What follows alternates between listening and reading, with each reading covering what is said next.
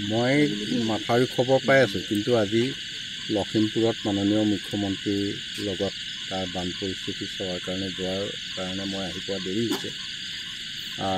তাত মই মাননীয় মুখ্যমন্ত্ৰী ডাঙৰীয়া আৰু মাননীয় জলসম্পদ মন্ত্ৰী পীযুষ হাজৰিকা ডাঙৰীয়া, মুখ্য অভিযন্তাকে ধৰি সকলোকে মই এই মাথাউৰিৰ আজিৰ যিটো স্থিতি সেইখিনি কথা মই জনাইছোঁ। আৰু লগে লগে আমাৰ জলসম্পদ মন্ত্ৰী, মুখ্য অভিযন্তা তেওঁলোকে বিভাগীয় সকলোকে ইয়াৰ ক্ষেত্ৰত ল'ব লগা ব্যৱস্থাৰ কাৰণে নিৰ্দেশ দিছে। আজি তাৰ কাম আৰম্ভ হৈছে। অহাকালিৰ পৰা পূৰ্ণদমে ইয়াত কেম্প কৰি সকলো ধৰণৰ পোহৰৰ ব্যৱস্থা কৰি গোটেইখিনি ইয়াত 24 ঘণ্টাই পৰ্যবেক্ষণৰ মাজত থাকিব। কিন্তু এইবাৰ আমি এটা কথা আমাৰ পৰিলক্ষিত হৈছে, এই কলঙৰ মুখখনত 4 তৰপীয়া এটা প্ৰতিৰোধৰ ব্যৱস্থা আছে।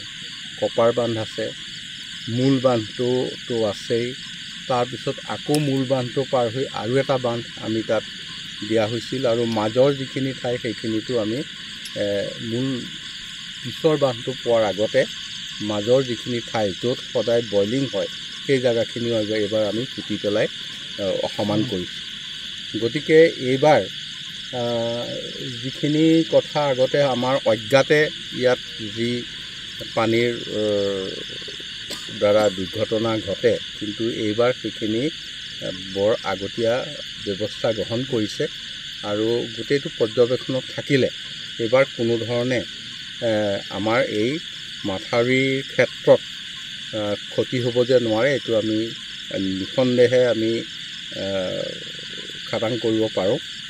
আৰু বিভাগে এই ক্ষেত্ৰত ব্যৱস্থা লৈছে। স্থানীয় মহকুমা প্ৰশাসন বা আমাৰ মহকুমা মানে এতিয়া সমজিলা প্ৰশাসন, সমজিলা আৰক্ষী সকলোবিলাকে ইয়াত সম্পূৰ্ণ দৃষ্টি ৰাখিছে। আৰু ইয়াত 144 ধাৰা মই গম পাইছোঁ আজি জাৰি কৰিছে, যাতে ইয়াত বহুত ধৰণৰ অন্য ধৰণৰ লোকে আহি ইয়াত ক্ষতিসাধন বা একো কৰিব নোৱাৰে, তাৰ কাৰণে তেওঁলোকে ব্যৱস্থা লৈছে। মই আপোনালোকৰ সংবাদ মাধ্যমে গোটেই বিষয়টোক